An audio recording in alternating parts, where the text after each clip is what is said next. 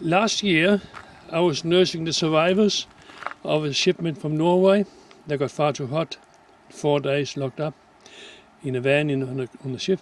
But this year, there's packet bees, about 40 boxes of cabbage bees. Here is one crate.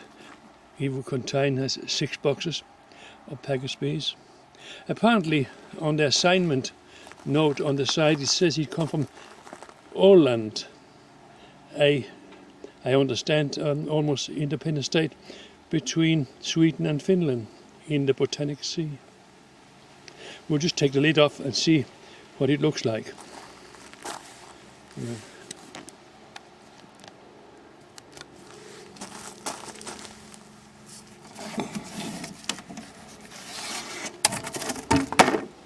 There's only one remaining box there, but there have been room for 6 in this box here.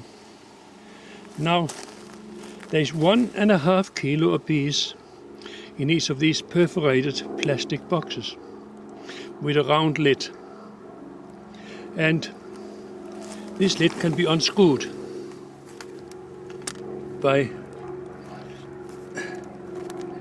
and taken up.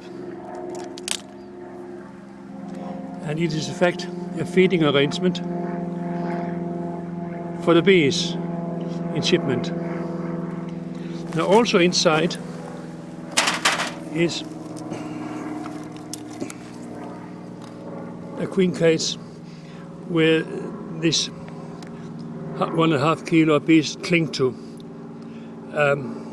in transit, and they arrive like this. Now,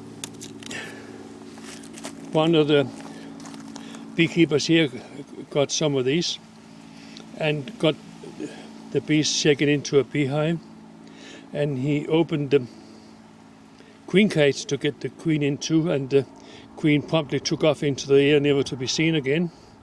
So that is something to be learned about this.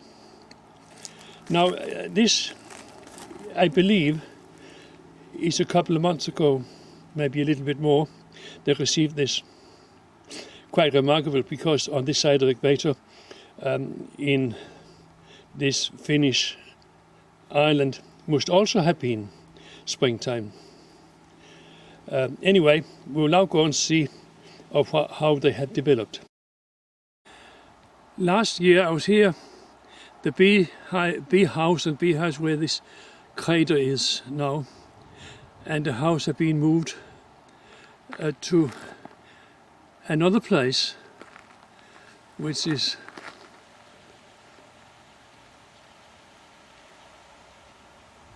over there in the distance. There. And this is some 100 meters away. I have got the job in the meantime to move the bees over to there, which takes place at about, we have done about, there's 3 of them here. Yeah. I think about 5 meters a day, holding them with a strap. And this is now Langstra's format, all 3/4 boxes. Last year they were housed in another one in a Danish and Norwegian format, a size, which it was not difficult to change them to Langstrø because they all died, so there was nothing to change. Let's see. This is one size, which of course does not fit in. There's 10 other frames there, so it looks like there are room for 11. Not in this one, but there's some of the other ones. They didn't starve to death. There's still honey in some boxes. But whatever the reason was, there's no mites in Iceland. Australia is not the only one that have no mites. Iceland have none either. And apparently also that little state, Åland, between Finland and Sweden, got no mites either. So now we know that. Now the 3 boxes, this here, they all put a star in, all the boxes. Now the 3 beehives over here have developed at different rates, but one in particular, the middle ones, I'm quite astonished the speed how this has happened. We can see it.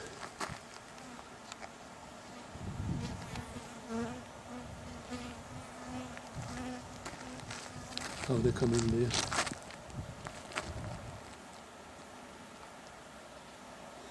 This is about 13-14 degrees in the morning now, but they're quite busy.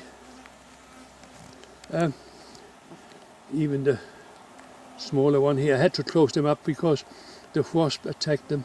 A smaller wasp than we have in New Zealand, but nevertheless a nuisance.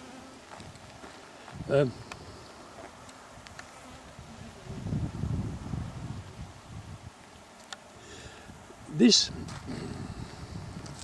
center one, when I opened them up, all 3 of them had no queen excluders, so I put that in. But in the center one and also the far one, all 3 bottom boxes was full of brood. And the center one, the 4th one above, is more than 3/4 full of honey. This one here is nowhere near. They got very little honey, but quite a bit of brood, and they will develop. I took a frame of brood from the center one and put over to this one to sort of even them up a bit. And the center one need urgently another box on top. We have one problem, however.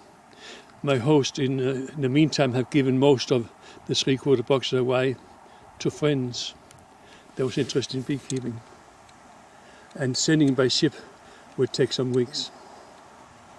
So we have to see if we can transform some of last year's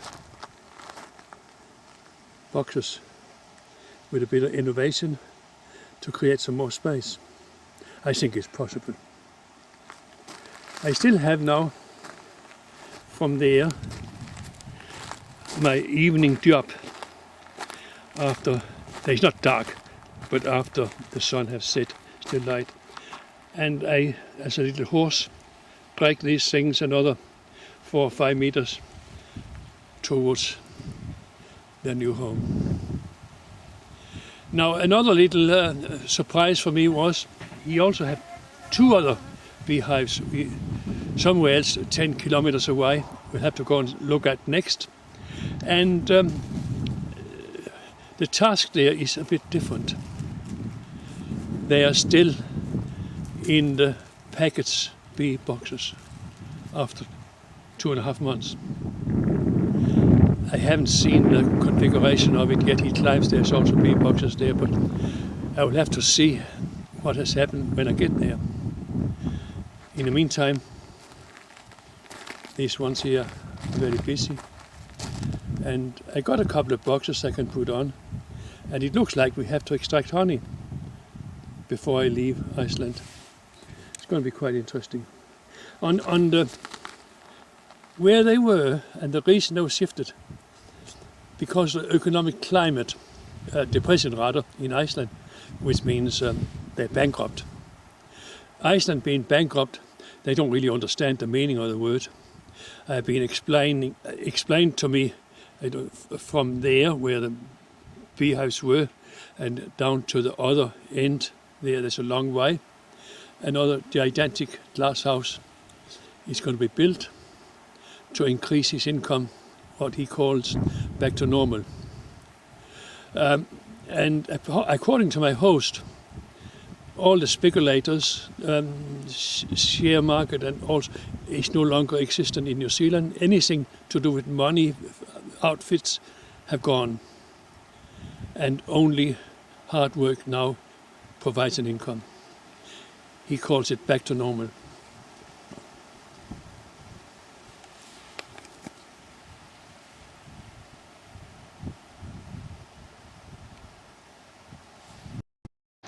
Yeah, and we are here. We have moved 2 beehives into this little bee house here.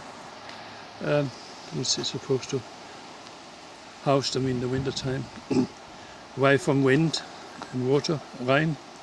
And these are the ones, they apparently still have the package bee boxes in them. My job now to put another box on top and a queen excluder. The queen excluder is made of plastic and completely flat. I have decided, because they're all plastic frames, to put a normal frame in the middle to give the bees a bit of incentive to start earlier. Apparently it's quite warm today, and we can just see they're flying not too badly. Now we'll take it apart and we'll come back and we can have a look and see what's happening. Yeah, no, I finished this little job, and both hives had a full dipped long-storied box in the bottom containing the package, the box the package bees came in, and there was no bees or anything else apart from the empty box in that. On top of it there was a feeder box, and on either of them with a up and down entry. That was also empty, no more feed left. I saw the queen in that hive got a green spot on it, which is this year's color. And there were, I moved a couple of frames of honey up into the 3/4 box I put on top of the queen excluder. This one here had not developed so well, and see, the sunlight is so hard I can hardly see what I'm doing. Anyway, I decided there is half full in one side in both boxes, and there's about 3 or 4 empty frames in the other side. So I decided just to remove all things that were not necessary and leave them like that for now. We need the other box I have here for another hive that urgently needed. So that is more important just now than somebody that got a hive that got plenty of empty boxes anyway. So that was the story here, and my host, a keen beekeeper, have gone away, left me to it, and but I think had the weather been a bit better, there could have been a lot of honey both in the feeder boxes and in the bottom boxes, one big mess, but it wasn't. It's quite tidy. On to the next lot. Last night I moved the beehives again a little closer to the new home, but this time they had some landmarks, some trees, and they had to go across a little crossing into open land again. And apparently that caused a bit of confusion for the bees. I think the 4 or 5 meters was probably a bit too much when they had something to relate to. Out here in the open it was no problem. But so I'm going to show you that they do navigate against a relation to the sun, and maybe they have some landmarks. It so happens now that the wind came from the beehives towards these trees, so it lasts 3 or 4 hours, and then the confusion was over. Anyway, I think it's about the limit they can be moved for one day. Where I'm staying, I have now got a street sign this year. It probably translates something into Swamp Street. And he had backfilled this meter thick layers of gravel, and there is these small log cabins where the workers are staying, and apparently me as well. Now I will show you a little job I have been taken on about beekeeping, and this is the cabin I'm staying in. It's apparently made a bit bigger this year, not quite completed yet. But anyway, what I'm going to show you is about comb honey. And I'll just see if I can see it in on this. 24 frames, 384 lids, made in Canada. So, and other consignment. But anyway, what it's about is a better have it a bit further away. Some two halves that fit back to back. They're all transparent, maybe not all that easy to see, and they clip together with some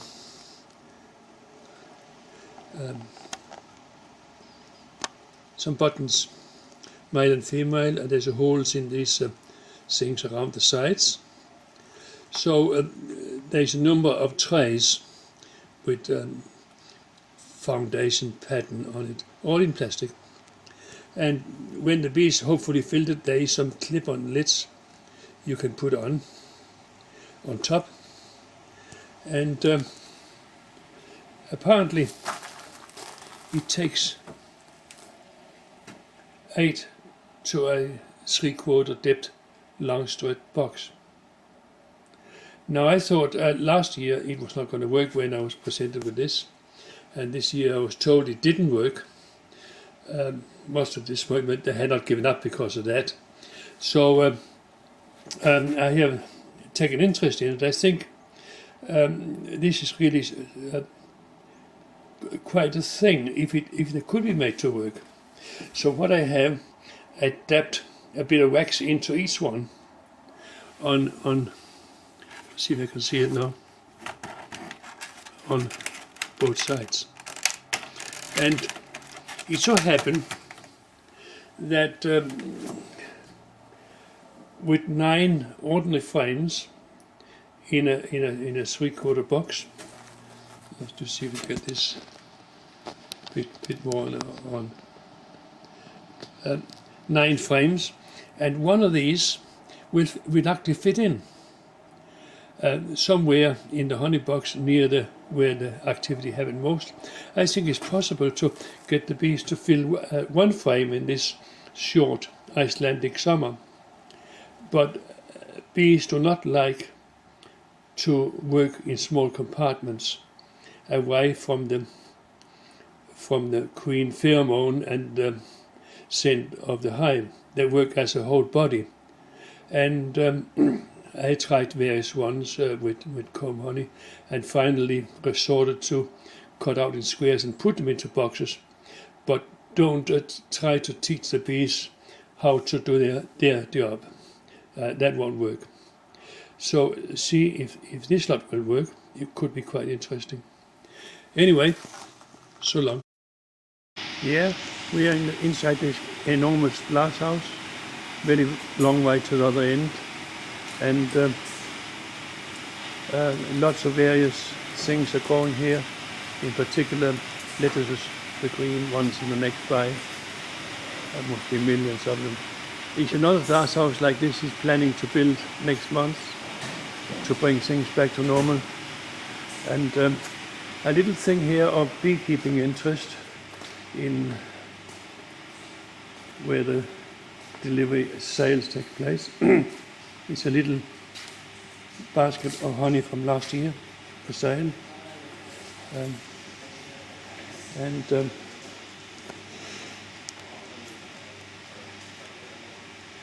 Honey, 1,500 counters for the big one and 350 counters for the small one. And there is only one big one left. You see.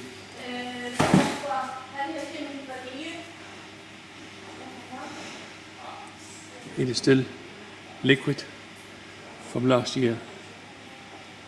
You can see it. And the smaller ones, if we can manage to see that, the label going almost all the way around. But they are actually not very big, but they are all liquid too. I'm not sure why they have not set or creamed, as it's called, but that's it. There's 7 small jars and 1 big one left of the 60 kilos of last year's harvest. The heart of the glasshouse operation is this machine which puts seeds, first a potting mix into the small pots, and the trays come down automatically, and then it comes on to a place where the cups are inserted, and then where the potting mix are put in, and finally where the seeds and some artificial fertilizer are put in. We can see there the tray with the potting mix is ready to come out next. And then they come out and get stacked away